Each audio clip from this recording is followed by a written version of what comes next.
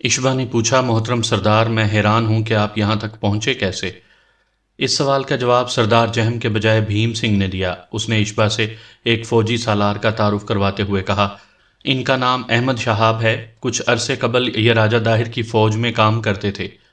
اس سے پہلے یہ داہر کے پیش رو راجہ پنچ کی سپاہ میں اعلیٰ عہدیدار تھے۔ اپنی اس ملازمت کے دوران یہ ایک سے زیادہ دفعہ اس ریاست میں آ چکے تھے۔ چند برس پہلے مسلمان ہو چکے ہیں اور گوشہ نشینی کی زندگی اختیار کیے ہوئے ہیں۔ در حقیقت انہی کے تعاون سے ہم یہاں تک پہنچ سکے ہیں۔ یہی آپ کو بتائیں گے کہ ہم کیسے یہاں تک پہنچے۔ احمد شہاب نامی اس ادھیڑ عمر بارے شخص نے اشبا سے مخاطب ہو کر کہا، عزیز دوستو، میرا خیال ہے کہ آپ لوگوں نے ایک روایت سنی ہوگی۔ یہ روایت یہاں کے لوگوں میں خاصی مشہور ہے۔ اس میں بتایا جاتا ہے کہ جب کبھی بھی پرماتما کے خلاف بغاوت ہوتی ہے یا ریاست کے لوگ سرکشی پر آمادہ ہوتے ہیں، ایک پراسرار لشکر ان پر حملہ آور ہوتا ہے۔ یہاں کے باشندوں کا عقیدہ ہے کہ اس لشکر کے سپاہی در حقیقت تاریک جنگل کے درخت اور پودے ہوتے ہیں جو پرماتما کے حکم پر انسانوں کی شکل اختیار کر لیتے ہیں، اور ان طلسمی لشکروں کا مقابلہ کرنا کسی انسان کے بس کا روگ نہیں ہوتا۔ احمد شہاب کی بات سن کر اشبا کی آنکھوں کے سامنے اپنے والد کے وصیت نامے کے الفاظ گھومنے لگے۔ انہوں نے ایک جگہ لکھا تھا کہ انہوں نے ایک گدڑیے سے یہی سوال پوچھا تو اس نے جواب دیا، طلسم کی حقیقت سے انکار نہیں، مگر جہاں تک پرماتما کے پراسرار مددگاروں کا تعلق ہے، یہ جادو کے نہیں بلکہ گوشت پوست کے انسان ہیں۔ میں نے سنا ہے کہ شمال مغرب میں جہاں میلوں تک ایک خوفناک صحرا پھیلا ہوا ہے، صحرا کے اس پار ایک ملک آباد ہے جسے لوگ سندھ کہتے ہیں۔ وہاں کا رہنے والا چچ نامی ایک شخص پرماتما کا والی اور پشت پناہ ہے۔ جب پرماتما پر کوئی آفت آتی ہے تو دیوتاؤں کی مدد سے چچ کو خود بخود اس کا علم ہو جاتا ہے اور وہ اس کی مدد کو پہنچ جاتا ہے۔ اور آج یہی بات جو اشبا نے وصیت نامے میں پڑھی تھی ایک دوسرا شخص بیان کر رہا تھا، یعنی سندھ پر کوئی چچ نامی شخص حکومت کرتا تھا اور اس کے افسر اور اہلکار یہاں آتے رہتے تھے۔ اشبا کو سوچ میں گم دیکھ کر احمد شہاب نے کہا، میرا خیال ہے نوجوان دوست تم اس روایت کے بارے میں جانتے ہو۔ اشبا نے اقرار میں جواب دیا، ہاں میں نے ایک پرانے وصیت نامے میں یہ سب کچھ پڑھا ہے۔ ویسے بھی یہاں کے لوگ اس کہانی پر پختہ یقین رکھتے ہیں۔ احمد شہاب نے کہا، دوست، یہ روایت ایک بہت بڑا فریب ہے جو پرماتما اور اس کے حواری صدیوں سے اپنی رعایا کو دے رہے ہیں۔ اصل بات یہ ہے کہ پرماتما کا رابطہ ہر وقت سندھ کے راجہ سے رہتا ہے۔ جب کبھی اس پر کوئی مشکل آتی ہے تو وہ سندھی راجہ کی طرف اپنے گھوڑے دوڑا دیتا تھا۔ اس ریاست تک پہنچنے اور یہاں داخل ہونے کا ایک نہایت مختصر اور خطرناک راستہ موجود ہے۔ یہ راستہ دلدلوں اور خطرناک گھاٹیوں سے اٹا ہوا ہے۔ یہاں زہریلے حشرات الارض اور مچھروں کی بہتات ہوتی ہے۔ مسافر یا تو سفر کے آغاز میں ہی بھٹک جاتے ہیں یا بیمار ہو کر راہی عدم ہو جاتے ہیں۔ صرف وہی لوگ راستہ اختیار کرتے ہیں جنہیں سال ہر سال کا تجربہ ہو اور محفوظ ترین پگڈنڈیوں کے بارے میں جانتے ہوں۔ پرماتما کی پکار پر سندھی راجہ کے لشکر وہی راستہ اختیار کرتے تھے اور آنن فانن ریاست میں داخل ہو جاتے تھے۔ آنن فانن سے میری مراد 4-5 روز ہے۔ ریاست کے لوگ چونکہ بیرونی دنیا سے بالکل کٹے ہوئے ہیں، لہٰذا وہ ان لشکریوں کی آمد پر حیرت زدہ رہ جاتے تھے اور ظلم و ستم کے خلاف ان کے تمام جذبات اداس پڑ جاتے تھے۔ احمد شہاب جو کچھ بتا رہے تھے یہی کچھ اشبا نے وصیت نامے میں پڑھا تھا اور عقل بھی ان دلائل کو تسلیم کرتی تھی۔ احمد شہاب نے اپنی بات ختم کرتے ہوئے کہا، ہم نے اس وقت وہی راستہ استعمال کیا ہے۔ 1-2 جگہ ہم سے غلطیاں بھی ہوئیں، بہرحال ہم یہاں تک پہنچ گئے۔ ریاست کی سرحد پر سرخ پوش پہرے داروں سے ہماری مٹ بھیڑ ہوئی، مگر ہم انہیں تہ و تیغ کرتے آگے بڑھتے آئے۔ سردار ہاشم، اردن لال اور مانک وغیرہ بھی حیرت سے یہ گفتگو سن رہے تھے۔ سردار ہاشم نے کہا، محترم احمد شہاب، کیا اس کا مطلب یہ ہے کہ اس دفعہ بھی سندھی راجہ پرماتما کے تخت کو بچانے کے لیے کمک روانہ کر دے گا؟ سردار ہاشم کے لہجے میں ہلکا سا خوف شامل تھا۔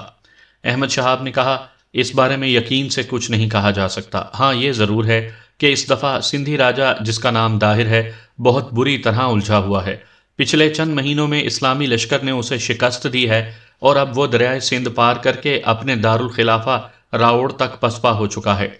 کسی بھی وقت اسلامی لشکر کے ساتھ اس کی فیصلہ کن جنگ ہو سکتی ہے۔ میں نہیں سمجھتا ان حالات میں اس کے لیے اپنے اتحادی پرماتما کے لیے کمک بھیجنا آسان ہوگا۔ اگر آپ لوگ پرماتما کے خلاف علم بغاوت بلند کرنا چاہتے ہیں تو اس کے لیے یہ موزوں ترین وقت ہے۔ اس سنہری موقع کو ہاتھ سے کھونا نہیں چاہیے۔ جس وقت پڑاؤ کے خیمے میں یہ گفتگو ہو رہی تھی اور خیمے سے باہر سینکڑوں پرجوش افراد نعرہ زن تھے، چند کوس دور منوہر رائے کی رہائش گاہ میں اشوکا اور منوہر آمنے سامنے بیٹھے تھے۔ ان کے ساتھ فکر مند چہروں والے چند سرخ پوش سالار بھی تھے۔ منوہر ایک سرخ پوش سالار پر برس رہا تھا۔ لیکن یہ سب کچھ ہوا کیسے؟ کیا تم لوگوں نے نشہ کر رکھا تھا؟ تم جانتے ہو یہ غلطی آگے چل کر کتنی سنگین ثابت ہو سکتی ہے۔ اشوکا نے ہاتھ اٹھا کر منوہر چند کو پرسکون کرنے کی کوشش کی۔ محترم سردار، جو ہونا تھا ہو چکا۔ اب ہمیں حقیقت کو تسلیم کر کے آئندہ پر وچار کرنا ہوگا۔ صورتحال یہ ہے کہ اسلامی لشکر کا جتھا، جس کے سپاہی 1400-1500 کے قریب ہیں، اشبا بن ثقیل سے آن ملا ہے۔ حالات پہلے بھی کم سنگین نہیں تھے، اب ان کی سنگینی میں کچھ اور اضافہ ہو گیا ہے۔ تاہم اس دستے کی آمد سے ہمیں یا باغیوں کو کوئی بہت زیادہ فرق نہیں پڑنے والا۔ میں دیکھ رہا ہوں باغیوں کی تعداد اتنی زیادہ ہو گئی ہے کہ پیش قدمی کی تو کوئی رکاوٹ ان کے سامنے رکاوٹ نہیں رہے گی۔ سوچنے کی بات یہ ہے کہ لازوال پرماتما کی جانب سے ابھی تک طلسمی شکتی کا استعمال کیوں نہیں ہوا؟ منوہر چند نے ایک طویل سانس لے کر سر کی پشت دیوار سے ٹکا دی۔ اس کے چہرے پر تفکرات کی پرچھائیاں تھیں۔ آج نہ اسے شراب مزہ دے رہی تھی اور نہ حسین دوشیزاؤں کے جسم میں چھپی نگینیاں اپنی طرف متوجہ کر رہی تھیں۔ کچھ دیر بعد اس نے آنکھیں کھولیں اور میں کے 2 تلخ جام حلق سے نیچے اتار کر بولا، اس بساط کا ایک بڑا مہرہ لازوال پرماتما کے ہاتھ میں ہے۔ اشبا بن ثقیل اپنی بہن کی عزت اور زندگی داؤ پر لگا کر ہی پیش قدمی کا حکم دے سکتا ہے۔ اشوکا نے کہا، آپ کی سوچ درست ہے، لیکن اس مرحلے میں کسی بھی امکان کو رد نہیں کیا جا سکتا۔ منوہر چند نے کہا، اشوکا، میں تو ایک سپاہی ہوں اور میرے حوصلے کی پرکھ میدان جنگ میں ہوگی، لیکن تم تو ایک ساحر ہو اور افتیلا جام جیسے مہان جادوگر کے جانشین بھی ہو۔ کیا تم بھی خود کو بے بس محسوس کر رہے ہو؟ اشوکا نے کہا، بے بس تو نہیں، لیکن کمزور ضرور محسوس کر رہا ہوں۔ یوں لگتا ہے میری شکتی میں دراڑیں پڑ گئی ہیں۔ شاید یہ اس لیے ہو رہا ہے کہ میں مہاراج افتیلا جام کی بتائی ہوئی ڈگر سے ہٹ کر چل رہا ہوں اور ان لوگوں کا ساتھ دے رہا ہوں جو مہاراج کے قاتل بھی ہیں۔ منوہر چند نے برہم ہو کر کہا، بہت نراشا کی بات ہے۔ کیا تم سے کسی نے ایسا کرنے کے لیے کہا تھا؟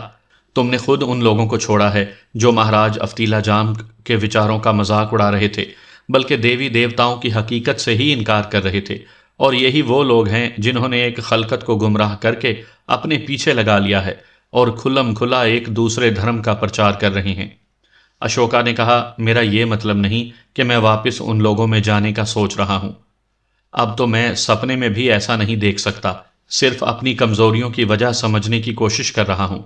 نشست گاہ میں چند لمحے گھمبیر خاموشی طاری رہی، پھر ایک سالار نے اشوکا سے مخاطب ہو کر کہا، لازوال پرماتما مہاراج افتیلا جام کو اپنا دایاں بازو سمجھتے تھے، اب مہاراج کے بعد آپ مہان جادوگر ہیں، آپ کو موجودہ حالات میں اپنا کردار ادا کرنا چاہیے۔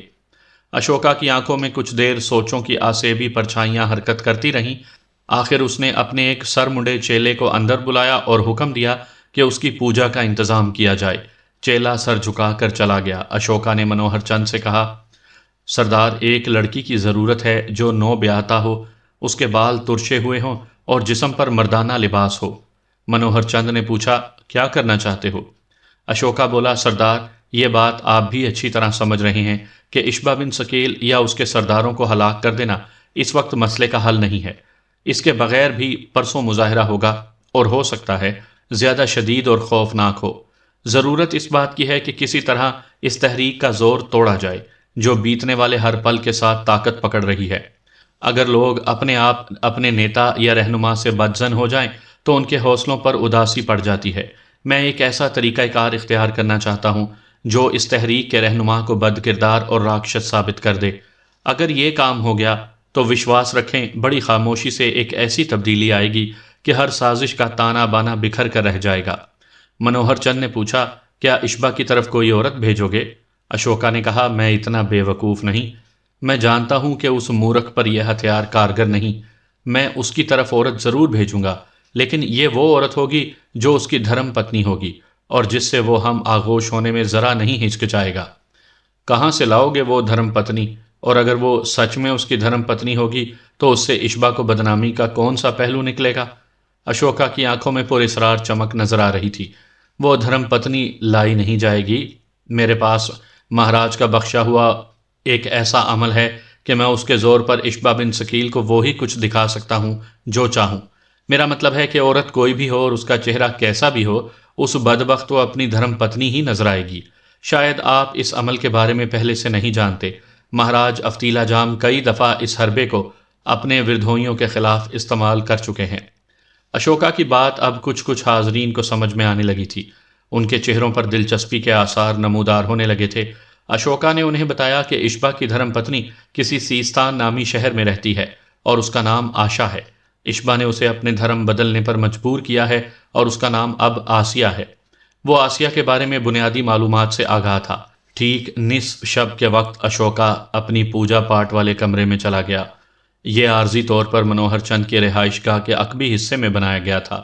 دیواروں اور چھت پر سیاہ رنگ کا روغن تھا۔ ایک دیوار کے ساتھ سیاہ پتھر کے ایک بد شکل دیوتا کا مجسمہ پڑا تھا۔ اس کی لمبی سرخ زبان پیٹ پر لٹک رہی تھی اور دونوں کندھوں پر شہد کی 2 مکھیاں بیٹھی تھیں۔ کمرے کے ایک حصے میں چھوٹا سا حوض تھا۔ اس حوض سے بے پناہ بو اٹھ رہی تھی۔ ایسی کری بو تھی کہ حصے زامہ سن ہوتی محسوس ہوتی تھی، اور ایسا کیوں نہ ہوتا؟ حوض میں دنیا جہان کی مکروہات پڑی تھیں، جانوروں کی ہڈیاں، گوشت، فضلہ اور پیشاب، ٹوٹی ہوئی انسانی کھوپڑیاں اور مردہ حشرات الارض۔ اس حوض کی طرف نظر بھر کر دیکھنے کو بھی دل نہیں چاہتا تھا، لیکن غلاظت کا پجاری اشوکا بالکل مطمئن نظر آتا تھا۔ اس نے اپنے تمام کپڑے اتار دیے، پھر سفید روغن کا ایک چھوٹا سا ڈبہ ہاتھ میں لیا اور اس میں انگلی ڈبو کر سیاہ دیوار پر ایک تصویر بنانے لگا۔ اسے مصوری پر بھی کچھ دسترس حاصل تھی۔ تھوڑی دیر بعد تصویر پر جو تصویر بنی وہ مکمل تو نہ تھی، مگر کسی حد تک اشبا سے ضرور ملتی تھی۔ اشوکا نے تصویر کے اوپر اور نیچے کچھ ناقابل فہم الفاظ لکھے اور حوض میں آ بیٹھا۔ وہ ناف سے اوپر تک غلاظت میں ڈوبا ہوا تھا۔ اس نے تالی بجائی اور ایک لڑکی دروازہ کھول کر اندر داخل ہوئی۔ وہ خوبصورت تھی، اس کے جسم پر مختصر لباس تھا اور اشوکا کی ہدایت کے مطابق اس کے بال تراشے ہوئے تھے۔ ہونٹوں کے اوپر مونچھوں کی جگہ پر ہلکی سی سیاہی نظر آ رہی تھی۔ لڑکی کے ہاتھ میں سرخ شراب سے لبالب بھرا ہوا پیالہ تھا۔ وہ ایک بھرپور لڑکی تھی اور اسے دیکھ کر کوئی بھی مرد جوش و خرد کھو سکتا تھا۔ اشوکا غلیظ حوض میں کھڑا ایک ٹک اس حسین جسم کو دیکھتا رہا۔ وہ جیسے اس دوشیزہ کے بدن کا ہر حصہ اپنی نگاہوں میں قید کر رہا تھا۔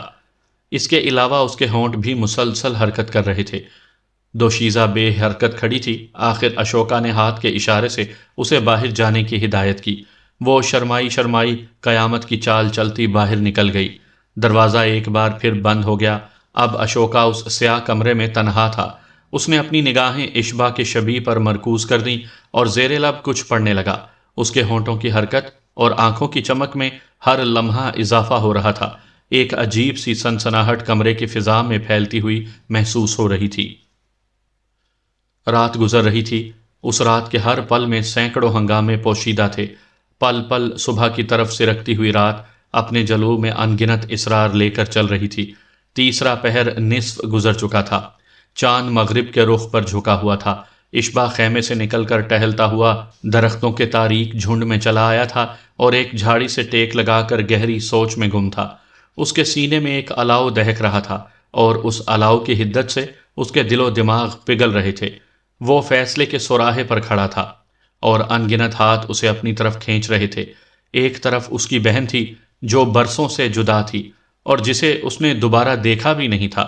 ایک طرف اس کی ماں تھی جو چیخ چیخ کر اس سے پوچھ رہی تھی، اشبا تو اتنا سنگ دل کیوں ہے؟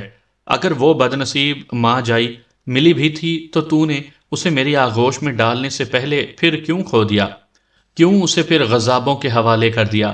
ایک طرف اپنے والد مرحوم کے آخری الفاظ اس کی نگاہوں میں گھوم رہے تھے، کل ساری رات خواب میں تمہاری بہن کی چیخیں سنتا رہا ہوں، وہ انجانے ہاتھوں میں ہمیں پکار رہی ہے، ہمیں بلا رہی ہے۔ ہو سکتا ہے یہ سب میرا وہم ہو، اور یہ بھی ہو سکتا ہے اس میں کچھ حقیقت ہو۔ میں کیا کروں؟ اس نے اپنی عرق آلود پیشانی انگلیوں میں تھام کر سوچا۔ انگنت پرجوش چہرے اور لہراتے ہوئے بازو اس کے تصور میں چمکنے لگے۔ ایک نعرہ جس میں ہزاروں انسانی آوازیں شامل تھیں اس کے کانوں میں گونجنے لگا، آزادی، آزادی۔ اس کے اندر سے کسی نے پکار کر کہا، اشبا، اب نہیں تو کبھی نہیں۔ اگر اب پرماتما کے نیچے سے تخت نہ نکل سکا تو یہ ہمیشہ مظلوم انسانوں کی لاشوں پر بچھا رہے گا۔ یہ فیصلے کی گھڑی ہے، اسے اپنے ذاتی خوف کے سبب ہاتھوں سے نہ کھو دینا۔ تمہارا فیصلہ اب تمہارا فیصلہ نہیں ہے، اس سے ہزاروں انسانوں کی تقدیر وابستہ ہے۔ ایک دوسری آواز نے اسے جھنجھوڑا، اشبا، اس وقت سب کچھ تمہارے ہاتھ میں ہے۔ تمہاری زبان سے نکلے ہوئے چند الفاظ ان ہزاروں انسانوں کے جوش کو ہوا کر سکتے ہیں۔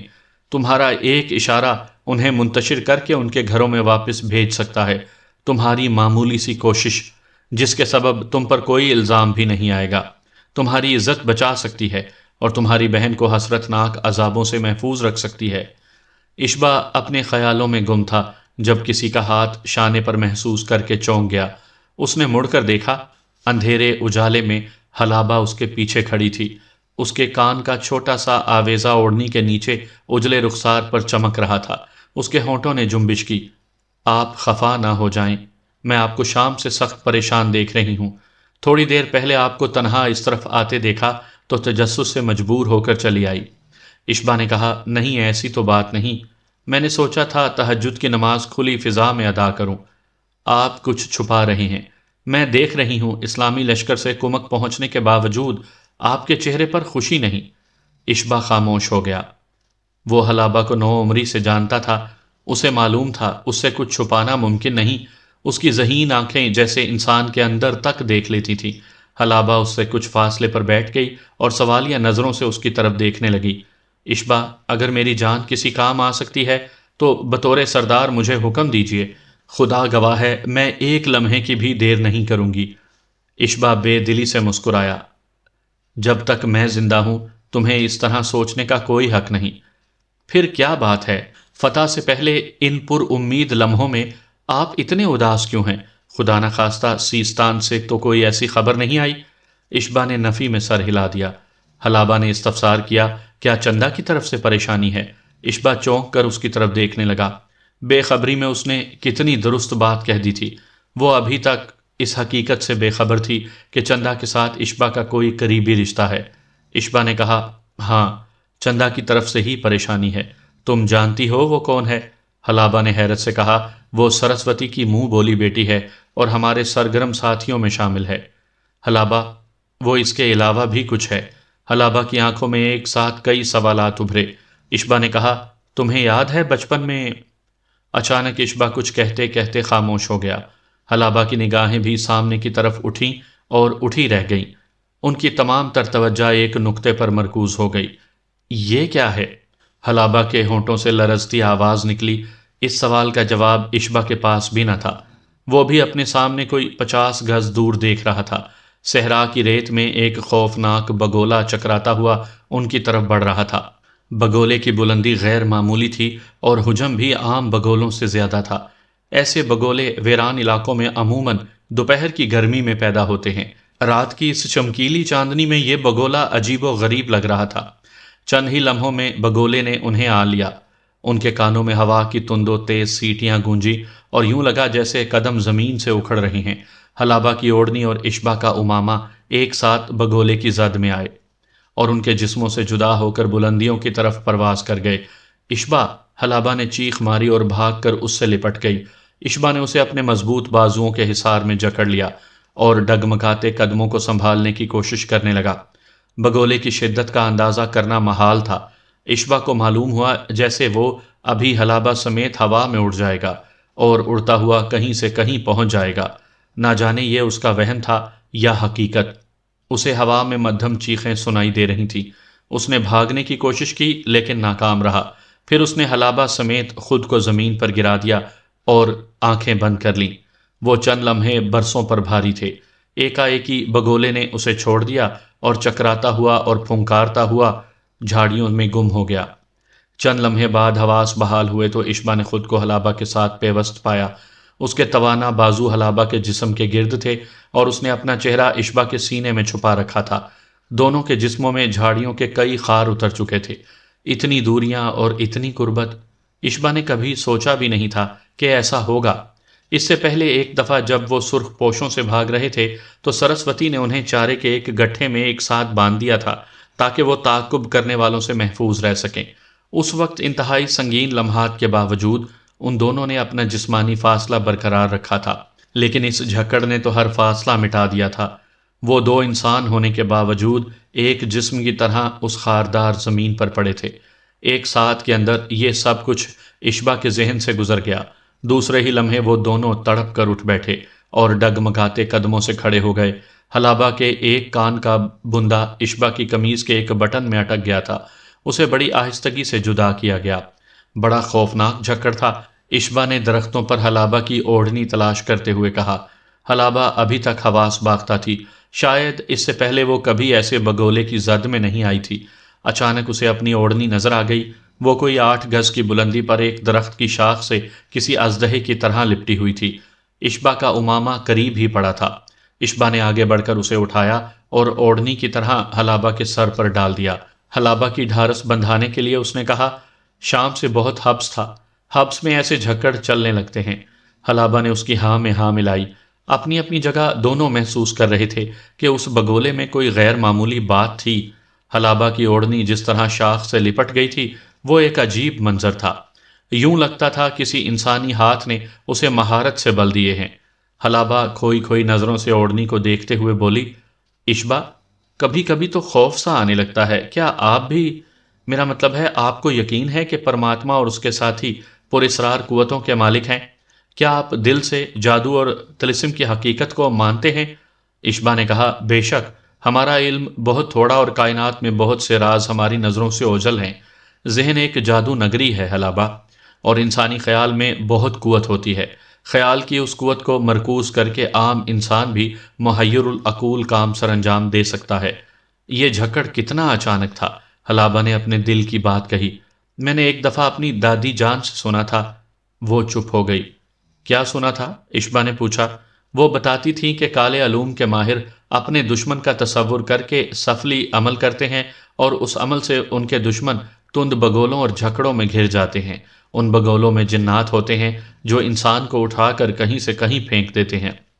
کوئی اور موقع ہوتا تو اشبا حلابہ کی اس بات کا ہلکے پھلکے انداز میں جواب دیتا، مگر اس وقت اس کے چہرے پر تفکرات تھے۔ اس نے کہا، چلو اٹھو حلابہ، چلتے ہیں۔ دونوں کھڑے ہو گئے۔ حلابہ نے اپنے بازو اور پاؤں سے 3 چھوٹے چھوٹے کانٹے کھینچ کر نکال لیے۔ اشبا کی پنڈلی میں ابھی ایک بڑا سا کانٹا باقی تھا۔ وہ ذرا پاؤں دبا کر چل رہا تھا۔ ایک جگہ بیٹھ کر وہ اپنا کانٹا تلاش کرنے لگا۔ ابھی بمشکل اس نے کانٹا نکالا ہی تھا کہ ایک آواز نے دونوں کو چونکا دیا۔ خاص طور پر حلابہ بری طرح ٹھٹک گئی۔ ہوا کے دوش پر تیرتی ہوئی یہ مدھم صدا کہیں دور جھاڑیوں سے آئی تھی۔ حلابہ اس پرسوز آواز کو اچھی طرح سے پہچانتی تھی۔ اپنوں کی جدائی نے مجھے خاک کر دیا۔ میں دیوانی ہوا کے ساتھ صحرا صحرا اڑتا رہا۔ میں کہ شہنشاہ کا تاج کا موتی تھا، گلی گلی لوگوں کے قدموں میں رلتا رہا۔ میرے چاہنے والے مجھے جگا کر سو گئے، جانے کن محفلوں کی جان ہو گئے۔ حلابہ اپنی جگہ سے اٹھی اور بے ساختہ اس آواز کی طرف کھینچتی چلی گئی۔ اشبا نے بھی اس کا ساتھ دیا۔ حلابہ نے سر سراتے ہوئے لہجے میں کہا، اشبا، آپ جانتے ہیں یہ کس کی آواز ہے؟ اشبا نے نفی میں جواب دیا۔ حلابہ بولی، اس شخص کا نام مہندر کمار ہے اور اس کا کہنا ہے کہ وہ آپ کا دوست ہے۔ مہندر کمار؟ اشبا نے ذہن پر زور دیا اور پھر یکا یک اس کے تصور میں شعلہ سا لپکا۔ اسے آسیہ کا خوبرو نوجوان بھائی یاد آیا جو دیبل میں اس کی طرح سپہ سالار محمد بن قاسم کے لیے پیغام لے کر قلعے کی طرف گیا تھا اور پھر واپس نہیں آیا تھا۔ اس جاں باز کی یاد ابھی تک اشبا کے سینے میں چنگاری کی طرح دبی ہوئی تھی۔ حلابہ کی بات نے اس چنگاری کو ہوا دے کر شعلہ جوالہ بنا دیا۔ اس نے ہوا کے دوش پر ڈوبتی ابھرتی صدا کو غور سے سنا اور اس کے دل نے پکار کر گواہی دی، یہ اسی نوجوان رانا مہندر کی آواز ہے۔ حلابہ اور اشبا بے قراری سے اس آواز کا منبع تلاش کرنے لگے۔ ہوا کا رخ انہیں دھوکہ دے رہا تھا۔ اونچی نیچی گھاٹیوں اور کانٹے دار جھاڑیوں میں کچھ دیر بھٹکنے کے بعد وہ اس آواز تک پہنچ گئے۔ انہوں نے دیکھا 2 ٹیلوں کے درمیان ایک تنگ سی کھائی میں ایک شخص کمبل لپیٹ کر درخت سے ٹیک لگائے بیٹھا ہے۔ اس کے سامنے تھوڑی سی آگ جل رہی ہے۔ قریب ہی ایک پھٹی پرانی جھونپڑی کے سامنے ایک کتا غرا رہا ہے۔ مہندر، ہلابا نے اسے دیکھتے ہی پکارا اور بھاگ کر اس کے پاس پہنچ گئی۔ مہندر بھی اب اٹھ کر کھڑا ہو چکا تھا۔ آگ کی روشنی میں اس کی آنکھوں کی جگہ دو گہرے گھاؤ نظر آ رہے تھے۔ اشبا سکتے کے عالم میں مہندر کی طرف دیکھتا چلا گیا۔ کون ہے؟ کون ہے؟ مہندر نے پوچھا۔